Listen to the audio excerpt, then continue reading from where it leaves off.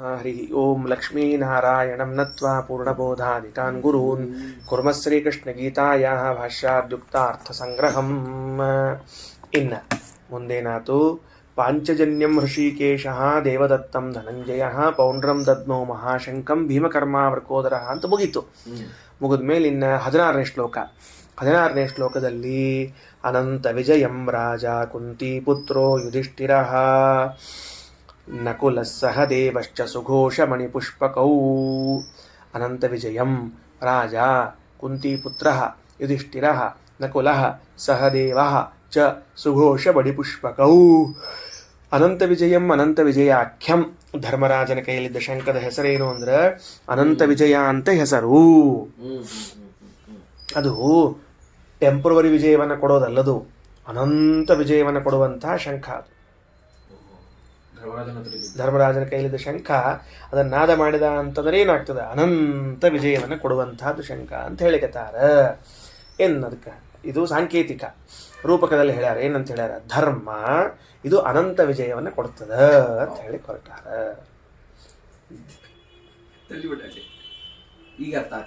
ಧರ್ಮವು ಯಾವಾಗ ಈ ಧರ್ಮಾಚರಣೆಯನ್ನು ಮಾಡ್ತಿರ್ತಿದ್ದು ಅನಂತ ಕಾಲದವರೆಗೆ ನಿನಗೆ ಜಯವನ್ನು ಸಂಪಾದನೆ ಮಾಡಿಕೊಡ್ತದೆ.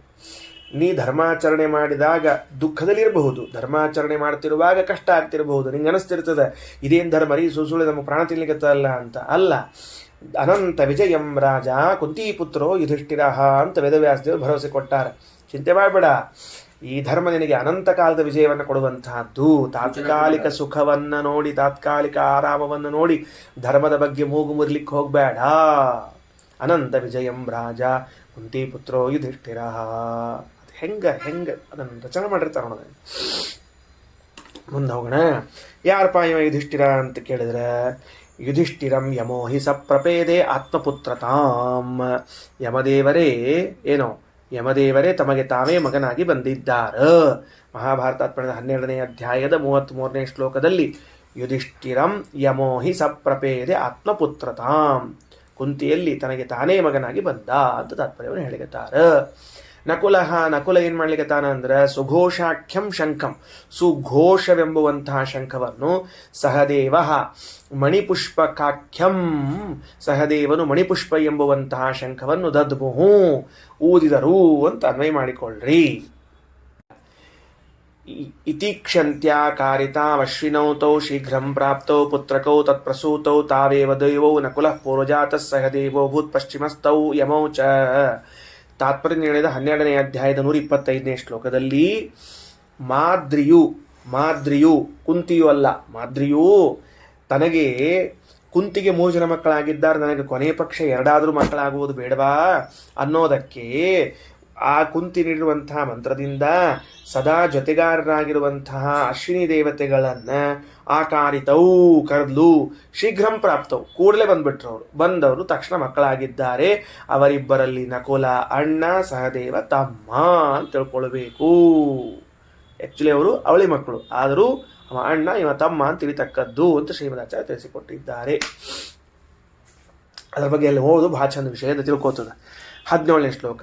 ಕಾಶ್ಯಶ್ಚ ಪರಮೇಶ್ವಾಸಃ ಶಿಖಂಡಿ ಚ ಮಹಾರಥಃ ದೃಷ್ಟದ್ಯುಮ್ನೋ ವಿರಾಟಶ್ಚ ಸಾತ್ಯಕಿಶ್ಚ ಅಪರಾಜಿತಃ.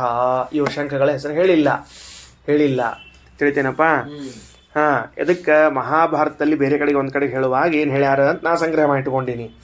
ದೃಷ್ಟದ್ಯುಮ್ನಸ್ತಥಾ ಚೈತ್ರಂ ಸಾತ್ಯಕಿರ್ ನಂದಿವರ್ಧನಂ ಅಂತ ಅವ್ರ ಶಂಖದ ಹೆಸರು. ಸಿಗುವುದಿಲ್ಲ, ಬಹಳ ಅಪರೂಪ. ದೃಷ್ಟದ್ಯುಮ್ನ ತನ್ನ ಕೈಯಲ್ಲಿದ್ದ ಚೈತ್ರ ಎಂಬ ಶಂಖವನ್ನು ಅವನ ಕೈಯಲ್ಲಿ ಶಂಖದ ಹೆಸರೇನು ಚೈತ್ರ ಅಂತ ತಿಳ್ಕೊಂಡು, ಚೈತ್ರ ಮಾಸ ಚೈತ್ರ. ಸಾತ್ಯಕಿ ಕೈಯಲ್ಲಿದ್ದಕ್ಕೆ ನಂದಿವರ್ಧನ ಅಂತ ಹೆಸರು. ಉಳಿದ ಹೆಸರು ಹೇಳಿಲ್ಲ ಯಾರ್ದು. ದೃಷ್ಟದ್ಯುಮ್ನೋ ವಿರಾಟಶ್ಚ ಸಾತ್ಯಕಿಶ್ಚ ಅಪರಾಜಿತಃ ದ್ರುಪದೋ ದ್ರೌಪದೇಯಾಶ್ಚ ಸರ್ವಶಃ ಪೃಥಿವೀಪತೆ ಸೌಭದ್ರಶ್ಚ ಮಹಾಬಾಹು ಶಂಖಾನ್ ದದ್ಮುಃ ಪೃಥಕ್ ಪೃಥಕ್. ಮುಗಿತು. 18ನೇ ಶ್ಲೋಕಕ್ಕೆ ಎಲ್ಲ ಶಂಖನಾದಗಳ ಕಾರ್ಯಕ್ರಮ ಮುಗಿಸ್ಬಿಟ್ರು. ಇನ್ನು ಮುಂದೆ ವಿಶೇಷರು.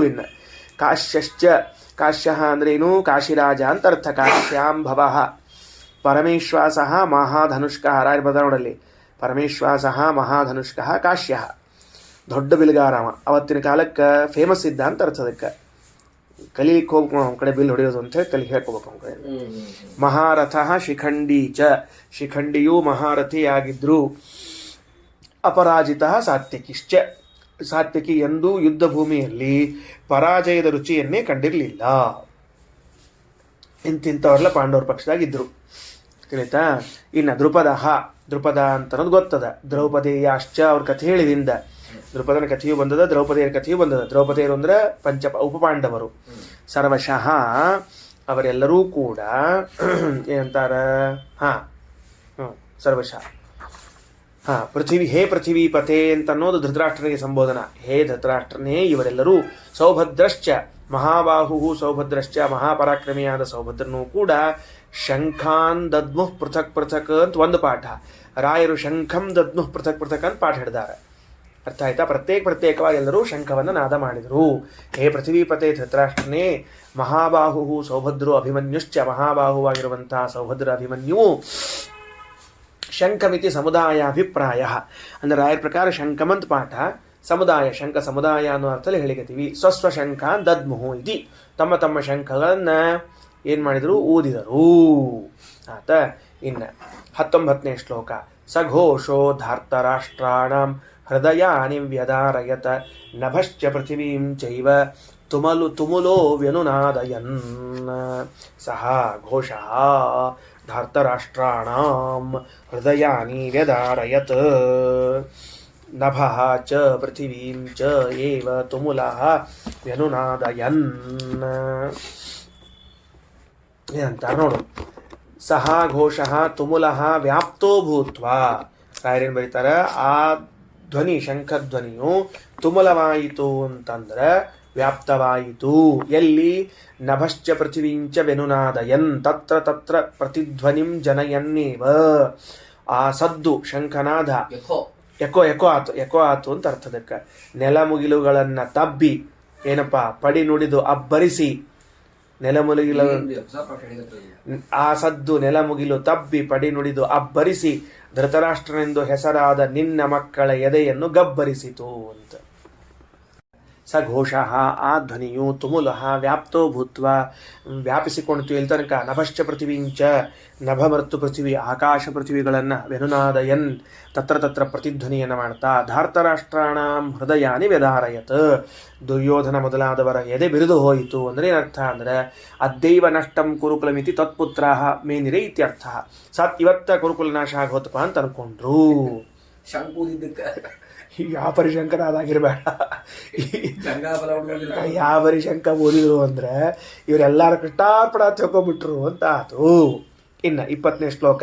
ಅಥ ವ್ಯವಸ್ಥಿತಾನ್ ದೃಷ್ಟ್ವಾ ಧರ್ತರಾಷ್ಟ್ರಾನ್ ಕಪಿಧ್ವಜಃ ಪ್ರವೃತ್ತೆ ಶಸ್ತ್ರ ಸಂಪಾತೆ ಧನುರುದ್ಧಮ್ಯ ಪಾಂಡವಃ ಋಷಿಕೇಶಂ ತದಾ ವಾಕ್ಯಂ ಇದಮಾಹ ಮಹೀಪತೆ. ಅಥ ವ್ಯವಸ್ಥಿತಾನ್ ದೃಷ್ಟ್ವಾ ಧಾರ್ತರಾಷ್ಟ್ರಾನ್ ಕಪಿಧ್ವಜಃ ಪ್ರವೃತ್ತೆ ಶಸ್ತ್ರಸಂಪಾತೆ ಧನುಃ ಉದ್ಯಮ್ಯ ಪಾಂಡವಃ ಋಷಿಕೇಶಂ ತದಾ ವಾಕ್ಯಂ ಇದಂ ಆಹ ಮಹೀಪತೆ. ಸರಿ, ಈಗ ನೋಡಪ್ಪ ತಳಗ. ತತ್ವೋಪದೇಶ ಪ್ರಸಂಜಕಂ ಅರ್ಜುನ ವಿಷಾದಂ ಭಕ್ತುಂ. ಕೃಷ್ಣ ಅಷ್ಟು ದೀರ್ಘವಾಗಿ ತತ್ವೋಪದೇಶವನ್ನು ಮಾಡಲಿಕ್ಕೆ ಕಾರಣ ಯಾವುದು? ಅರ್ಜುನ ವಿಷಾದ. ಅರ್ಜುನ ವಿಷಾದವೇ ತತ್ವೋಪದೇಶ ಪ್ರಸಂಜಕ. ಪ್ರಸಂಜಕಗಳು ಅಂತವ. ಪ್ರಸಂಜವಾದದ್ದು ಯಾವುದು? ಅರ್ಜುನ ವಿಷಾದ. ಅದರಿಂದ ಪ್ರಸಂಜಕ ಅಲ್ಲ, ತತ್ವೋಪದೇಶ ಪ್ರಸಂಜಕನೇ ಇದು. ಅರ್ಜುನ ವಿಷಾದವೇ ಪ್ರಸಂಜಕ. ಇದರಿಂದ ಪ್ರಸಂಜಿತವಾದದ್ದು ಉಪದೇಶ. ಅದನ್ನು ಏತಾವಾನ್ ಉಪೋದ್ಘಾತ ಪ್ರವೃತ್ತ. ಅರ್ಜುನ ವಿಷಾದ ಅಂತ ಹೇಳೋ ತನಕ ಇಷ್ಟು ಉಪೋದ್ಘಾತ ಹೇಳಿದ್ರಿ. ಈಗ ತತ್ವೋಪದೇಶಕ್ಕೆ ಕಾರಣವಾದ ಅರ್ಜುನ ವಿಷಾದ ಬರ್ಲಿಕ್ಕೆ ಇಷ್ಟು ಉಪೋದ್ಘಾತ. ಈಗ ಇನ್ನು ಮುಂದೆ ಅರ್ಜುನ ವಿಷಾದ, ಆಮೇಲೆ ಉಪದೇಶ.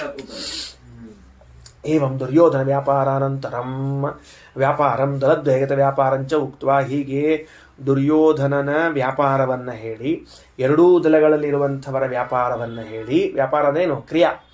ದುರ್ಯೋಧನ ಏನು ಮಾಡಿದ ಎಂಬುದನ್ನು ಹೇಳಿ, ಎರಡೂ ದಳಗಳಲ್ಲಿ ಏನೇನು ನಡೀತು ಅಂತ ಹೇಳಿ ಅದನ್ನ ಅರ್ಜುನ ವ್ಯಾಪಾರಮಾಹ. ಈಗ ಅರ್ಜುನನ ನಡೆಯನ್ನು ಹೇಳ್ತಾ ಇದ್ದಾರೆ. ಅಥ ಇತ್ಯಾದಿ ಚತುರ್ಭಿ ಶ್ಲೋಕೈಹಿ. ತಿಳಿತೇನಪ್ಪ? ಅಥ ವ್ಯವಸ್ಥಿತಾನ್ ದೃಷ್ಟ್ವಾ ಅಂತಂದ್ರು. ಅಥ ಶಬ್ದೋ ಮಂಗಳಾರ್ಥ ಅಧಿಕಾರಾರ್ಥ ಅಂತ. ಈಗ ಮಂಗಳಕ್ಕೆ ಬಂತೀಗ ಅಥ ಶಬ್ದ ಅಂತ ಮಂಗಳ ಶುರು ಆತೀಗ. ಇಷ್ಟೊತ್ತು ಮಂಗಳಾಗಿದ್ದಿಲ್ಲ, ಈಗ ಅಥ ಶಬ್ದ ಮಂಗಳ ಶುರು ಆಯ್ತು. ಈಗ ಹಂಗಾರೆ ಇದ್ರ ಹಿಂದೆ ಏನ್ ಬಂತು? ಹಂಗಾರ ಅಥ ಶಬ್ದಕ್ಕಿಂತ ಮೊದ್ಲೇನದ? ಹಂಗಾರ ಸೂತ್ರದಾಗ ಏನದ? ಅಥ ಶಬ್ದಕ್ಕಿಂತ ಮೊದಲು ಓಂ ಮತ್ತೆ ಇಷ್ಟೊತ್ತು ಓಂ ಆತು ಅಂತ ಅರ್ಥ ಅದಕ್ಕೆ. ಇಷ್ಟೊತ್ತು ಓಂ ಹೇಳಿ ಈಗ ಅಥ ಹೇಳಿಗತಾರ ಅಂತ ಅರ್ಥ. ಎಲ್ರಿ ಓಂ ಅಂತಿಲ್ಲದ ಅಂದ್ರೆ ಘೋಷೋ ಧರ್ತರಾಷ್ಟ್ರಾಣಾಂ ಹೃದಯ ಅನಿವ್ಯದಾರಯತ್.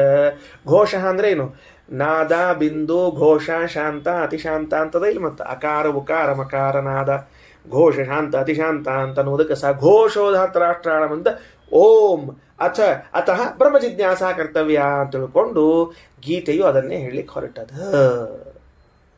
ವೇಣು ವೀಣಾ ಶಂಕರ ಧ್ವನಿವತ್ ಶ್ರುತ್ಯಾ ಮಾಂಗಲಿಕಂ. ಸರಿ, ಶ್ರುತಿತೋ ಮಾಂಗಲಿಕತ್ವ.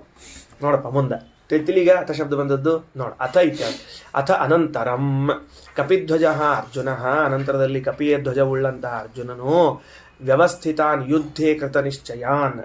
ವ್ಯವಸ್ಥಿತಾನ್ ಅಂದರೆ ಯುದ್ಧದಲ್ಲಿ ಯುದ್ಧ ಮಾಡಬೇಕೆಂದು ನಿಶ್ಚಯಿಸಿದವರನ್ನು ದೃಷ್ಟ್ವಾ ಶಸ್ತ್ರ ಸಂಪಾತೆ ಶಸ್ತ್ರಪ್ರಹರಣೆ ಪ್ರವೃತ್ತೆ.